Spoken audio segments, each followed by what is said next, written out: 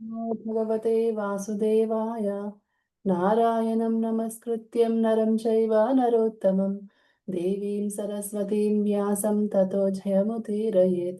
Nashtaprayeshu Abhatreshu Nityam Bhagavata Sevaya. Bhagavati Uttama Shloke Bhaktir Bhavati Naishtakim. Today we are reading Srimad Bhagavatam, Canto 8, Chapter 24, from text 1 to 15. Chapter 24, entitled Matsya, the Lord's Fish Incarnation. Text 1. Maharaja Parikshit said, the Supreme Personality of Godhead, Hari, is eternally situated in his transcendental position. Yet, he descends to this material world and manifests himself in various incarnations. His first incarnation was that of a great fish. O most powerful Sukadeva Goswami, I wish to hear from you the pastimes of that fish incarnation. Text 2 to 3. What was the purpose for which the Supreme Personality of Godhead accepted the abominable form of the fish, exactly as an ordinary living being accepts different forms under the laws of karma? The form of a fish is certainly condemned and full of terrible pain. Oh my Lord, what was the purpose of this incarnation? Kindly explain this to me, for hearing about the pastimes of the Lord is auspicious for everyone. Text 4. Suta Goswami said, when Parikshit Maharaja thus inquired from Sukadeva Goswami, that most powerful saintly person began describing the pastimes of the Lord's incarnation as a fish. Text 5. Sri Sukadeva Goswami said, O king, for the sake of protecting the cows, brahmanas, demigods, devotees, the Vedic literature, religious principles, and principles to fulfill the purpose of life, the Supreme Personality of Godhead accepts the forms of incarnations. Text 6. Like the air passing through different types of atmosphere, the Supreme Personality of Godhead, although appearing sometimes as a human being and sometimes as a lower animal, is always transcendental because he is above the material modes of nature. He is unaffected by higher and lower forms. Text 7. O King Parikshit, at the end of the past millennium, at the end of Brahma's day, because Lord Brahma sleeps during the night, annihilation took place, and the three worlds were covered by the water of the ocean. Text 8. At the end of Brahma's day, when Brahma felt sleepy and desired to lie down, the Vedas were emanating from his mouth, and the great demon named Hayagriva stole the Vedic knowledge. Text 9. Understanding the acts of the great demon Hayagriva, the Supreme Personality of Godhead Hari, who is full of all opulences, assumed the form of a fish and saved the Vedas by killing the demon. Text 10. During the Chakshuta Manvantara, there were a great king named Satyavrata, who was the great devotee of the Supreme Personality of Godhead. Satyavrata performed austerities by subsisting only on water. Text 11. In this, the present millennium, King Satyavrata later became the son of Vivaswan, the king of the sun planet, and was known as Shraddha By the mercy of the Supreme Personality of Godhead, he was given the post of Manu. Text 12. One day, while King Satyavrata was performing austerities by offering water on the bank of the river Pratamala, a small fish appeared in the water in his palms. Text 13. Satyavrata, the king of Dravidadesha, threw the fish into the water of the river along with the water in his palm. Threw the fish into the water of the river along with the water in his palm. O King Parikshit, descendant of Bharata. Text 14. With an appealing voice, the poor small fish said to the king, King Satyavrata, who was very merciful, my dear king, protector of the poor, why are you throwing me in the water of the river, where there are other aquatics who can kill? I am very much afraid of them. Text 15. To please himself, King Satyavrata, not knowing that the fish was the Supreme Personality of Godhead, decided with the pleasure to give the fish protection. Thank you, Mataji. Sorry for mispronouncing the word between. Hare Krishna. Thank you. Thank you so much, Prashanti Mataji.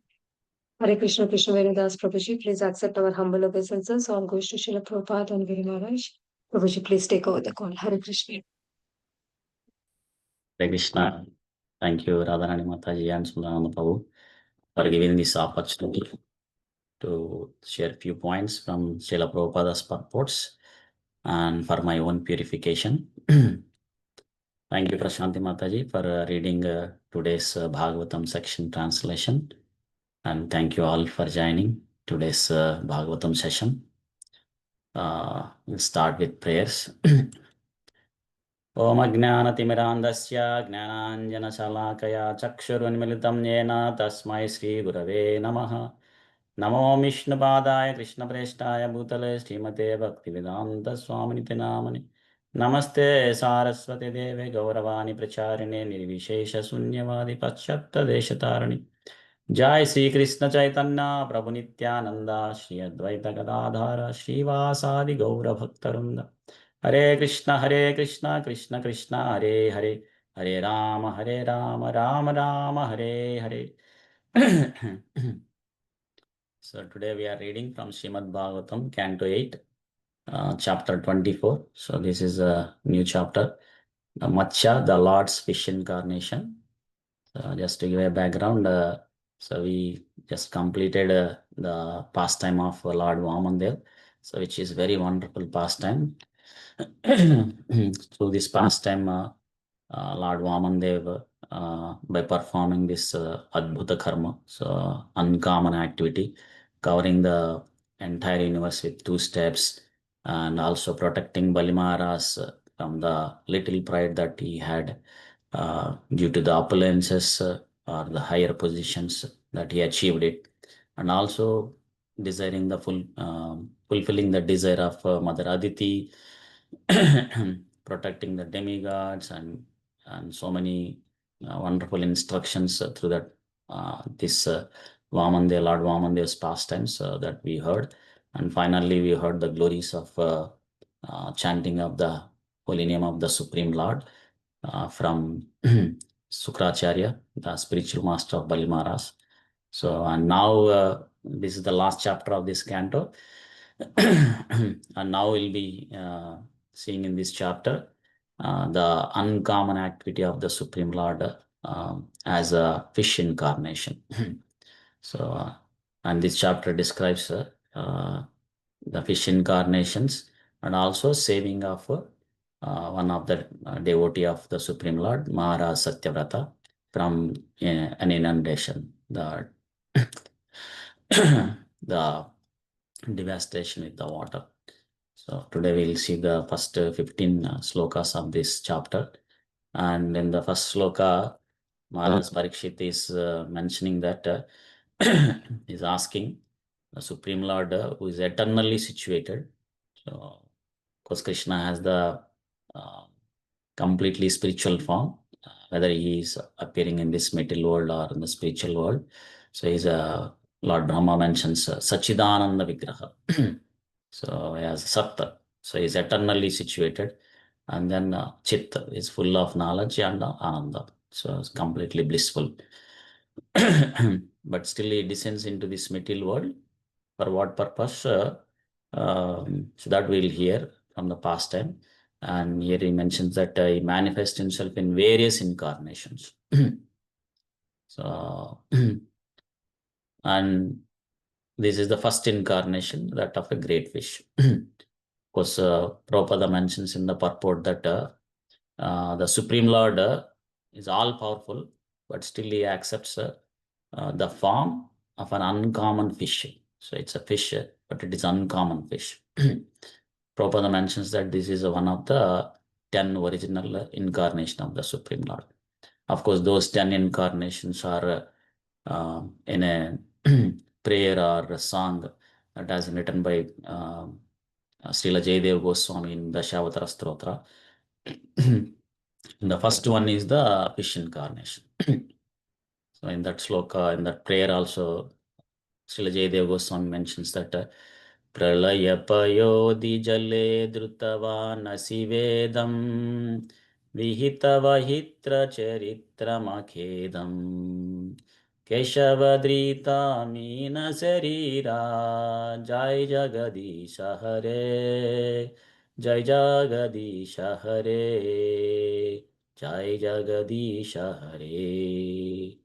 Like that, Srila Jayadeva Goswami very wonderfully mentions that and thus that Supreme Lord Krishna assumed the form of a fish for what purpose? To give protection to the Vedas. So, which had become immersed in the turbulent sea of devastation. So, in this chapter, we will hear the Krishna appearing in an uncommon fish incarnation in two different manvantras. So, first, he appears as an uncommon fish in the time of during the period of time period of Swayambhava Manu. That's the first fish incarnation that we learn in this chapter, and second one in the time period of Chakshusha Manvantara. Chakshusha Manvantara. So our previous Manu, who is the sixth Manu of this current day of Lord Brahma, because we are presently in the seventh Manvantara, who is the Manu name is Shraddha Deva and is known as Vaivasvata Manvantara, because Shraddha Deva is the son of the Vivaswan, the sun god. So of course, similarly, we heard in the previous canto that Krishna appearing the wonderful boar incarnation two times, same like one in Swayambhava Manu time period as Svetavaraha, and another time period Chakshusha Manvantara as Raktavaraha. So like that, Krishna manifests himself in various incarnations. It is mentioned that Krishna's incarnations are unlimited. So they come as waves in the ocean, so one after another. So it's not possible for us to count. Of course, broadly they are divided into 6 categories. Like they are Purusha avatars, like who are like Karanodakasaya Vishnu, Garbhodakasaya Vishnu, Kshirodakasaya Vishnu. Then he has a Guna avatars, Lord Brahma and Lord Vishnu and Lord Shiva. And Leela avatars, this Matsya avatar also comes under the category of Leela avatars, Matsya, Kurma, Varaha, like that. And then Manvantara avatars, like Vaman Dev is one of the Manvantara avatars who appeared in this Manu period. And then there is Yuga avatars, and then Shakti Avashata, like that.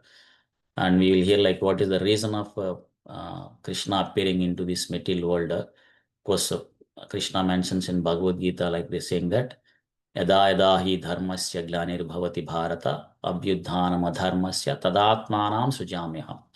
So whenever and wherever there is a decline in religious practices, and when there is a rise in the irreligion, then Krishna appears. For what purpose? Paritranaya sadhunam vinashaya cha dushkrutanam. So to protect the devotees or the sadhus, and then to annihilate the demons.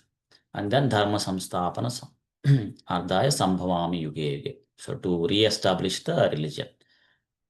Bhagavatam also says that Indrari Vyakulam Lokam Mrudayanti Yuge Yuge. So whenever there is a disturbance to the demigods by the enemies of the demigods or Indra, so then he'll come.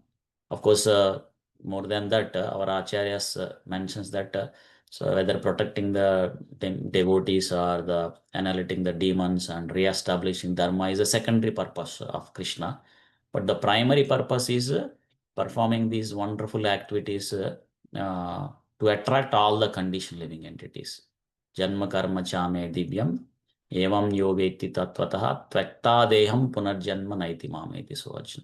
So to attract the conditioned living entities like me towards him, so that we can hear his wonderful activities and then remember them and understand them and apply them in our day-to-day life, so that we can be purified and come out of this miserable material world and go back home, back to our dad, and join with Krishna and situated in a blissful condition. So that's why in this sloka, Maharaj Parikshit is mentioning that Krishna performed Adbhuta Karmanaha, so whose activities are wonderful. So in this fish incarnation also, he performed wonderful activities. So when these wonderful activities heard by the pure devotees, they relish. So here also, Parikshit Maharaj is relishing these wonderful pastimes. So the pure devotees derive great bliss and joy when they hear these pastimes. Tushyanti charamanti cha. So that's why Maharaj Parikshit says that even though he is at the verge of death and given up drinking water, still he was relishing this ecstasy because he is drinking the nectar of topics about Krishna. Of course, conditioned living entities like me may not be able to relish due to the material fever or diseases that I have. But when we Nityam Bhagavata Seva, when we continue to hear and chant this Hare Krishna Maha Mantra, then we'll purify and then we'll release that taste slowly, one after one.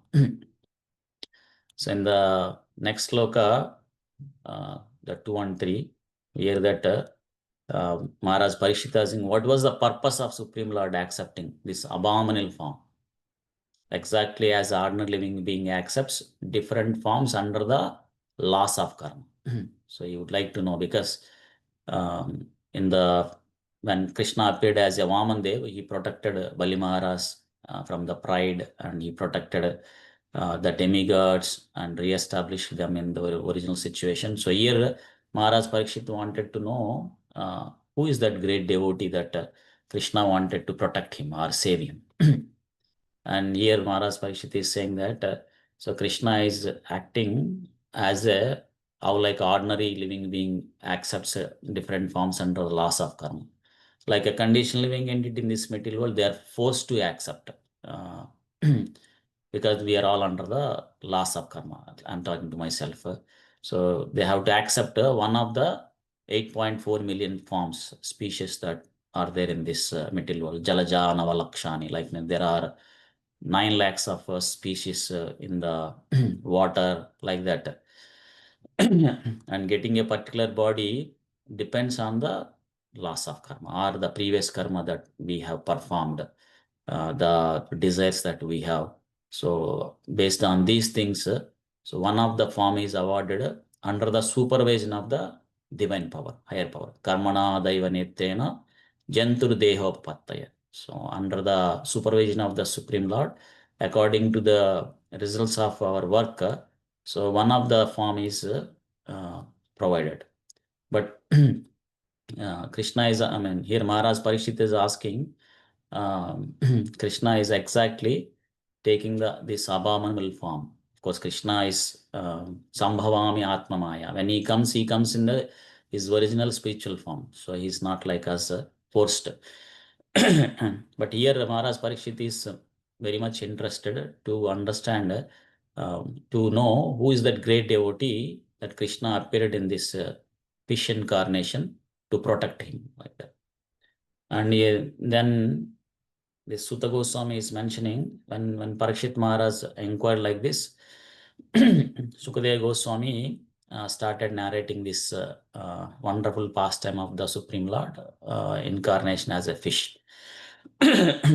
Of course, this is inner loop like Sutta Goswami. So we heard in the beginning of the Bhagavatam that Sutta Goswami is narrating this Srimad Bhagavatam to the sages assembled in the Naimisaranyam, headed by the Saunaka Mahamuni.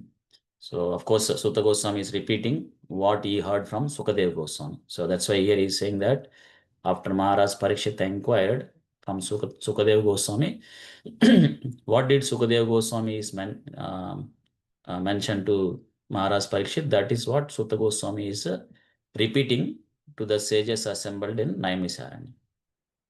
So, in the 5th sloka, so Sukadeva Goswami is saying that for the sake of protecting cows, brahmanas, demigods, devotees, and Vedic literature, religious principles, and principles to fulfill the purpose of life, the Supreme Lord accepts different incarnations.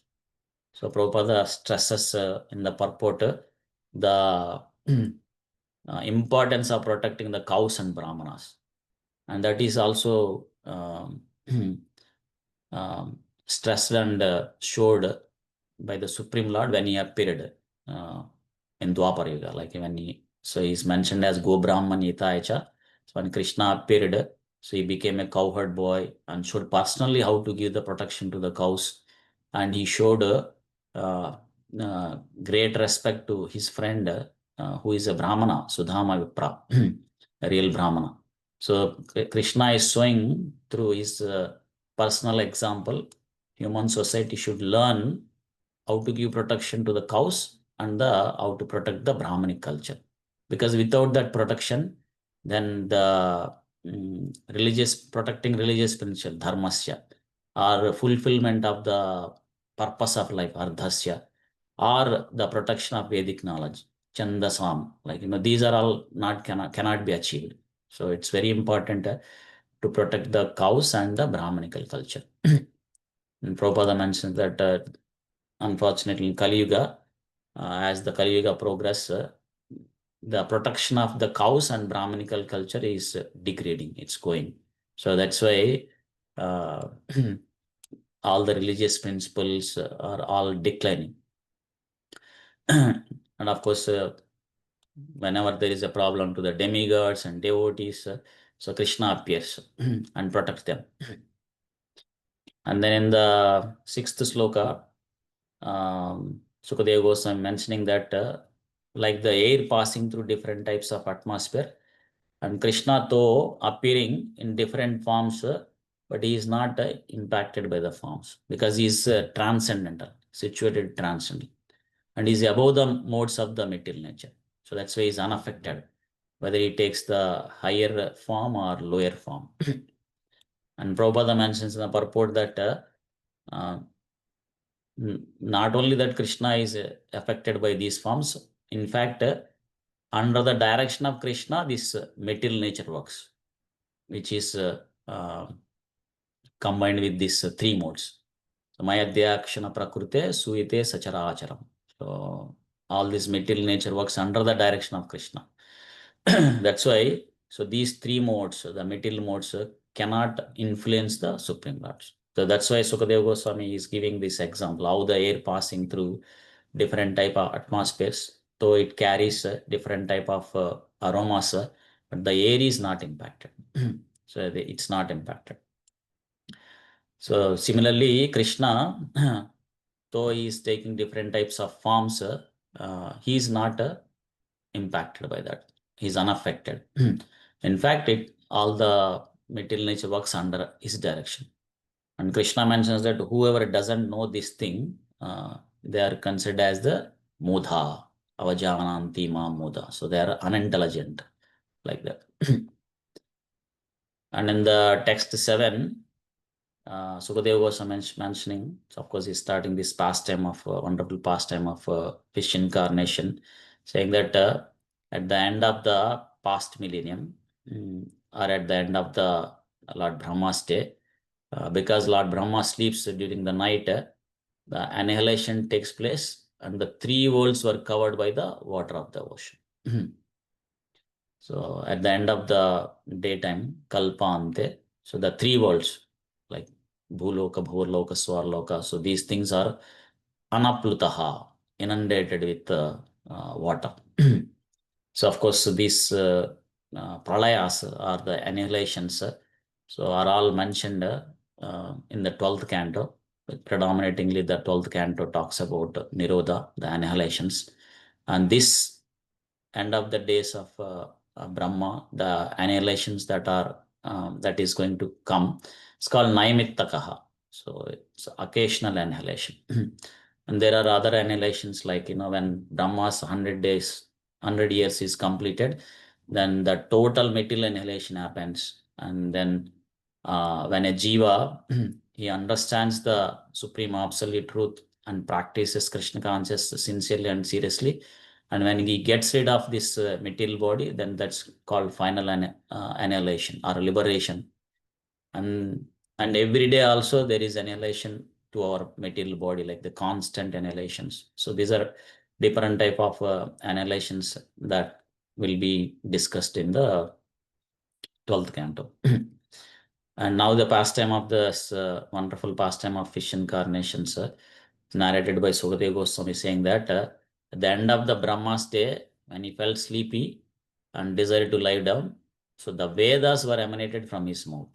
And at that time, this great demon named Haigriva, so he stole the Vedic knowledge. And immediately we see that understanding the act of this great demon Haigriva, the Supreme Lord, what he did is, he assumed the form of fish and saved the Vedas by killing this demon. And Prabhupada mentions in the purport that because everything is inundated by water, to save these Vedas, so this taking the form of fish is appropriate and it is necessary. So for the Lord. And this pastime happened during the Swayambhava Manvantara. So that's mentioned in the next sloka that the next fish incarnation is during the Chakshusha Manvantara. So here mentioned that there was a great named king named Satyavrata, and he's a great devotee, and he performed austerities by subsisting only on water. So Prabhupada gives the fish incarnation that was described earlier is in the Swayambhava Manvantara, and this is during the Chakshusha Manvantara. Of course, this same King Satyavrata, so later became this is in the 6th Manvantara. Now we are in 7th Manvantara. So this the present Manvantara. So this King Satyavrata, so he became the son of Ivaswan in this Manvantara.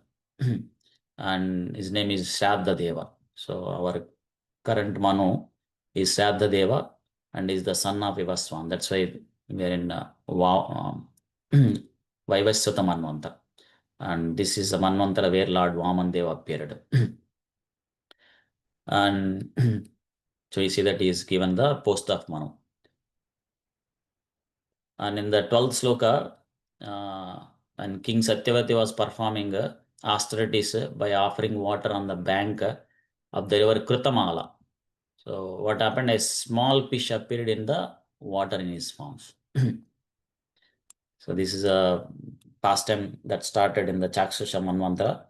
And this Satyavrata, what it is he doesn't want to, of course, the fish, if it is out of the water, it will leave the body. So this King Satyavrata, not to happen that kind of situation, so he put the fish into the water along with the water, whatever the water that he had in the palm, along with that, the fish also appeared in his palm. So the water in his palm and the fish, everything, then he put it back into the again in the river.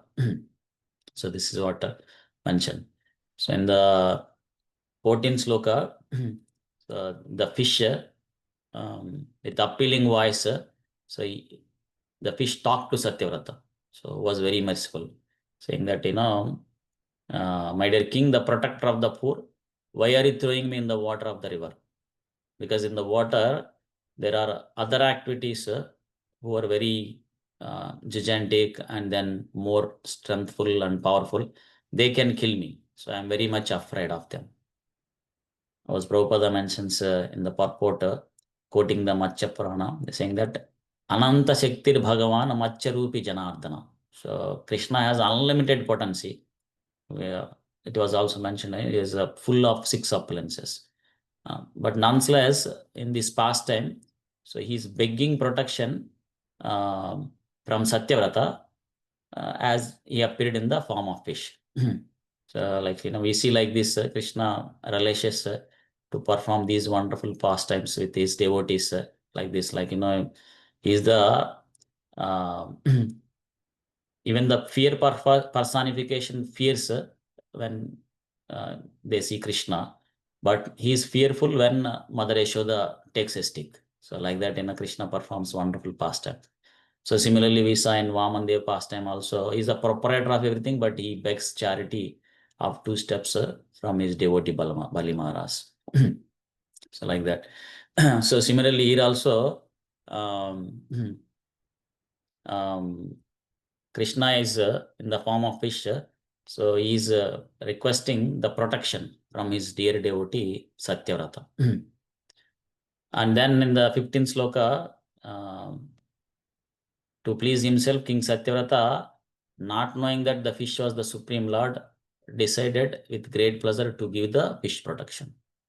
And Prabhupada mentions that this is an instruction that Krishna is showing that so giving service of the Supreme Lord to anyone, so even without their knowledge, that would add Ajnana Sukriti to them. So that's why we see that devotees, they try to engage others who are not in the process of Krishna consciousness in the services of the devotees of the Supreme Lord. So in that way, without they knowing, so they will get this Ajnana Sukriti. So when the Ajnana Sukriti is there, then it will act. Swalpamapasya dharmasya trayato mahato bhaya.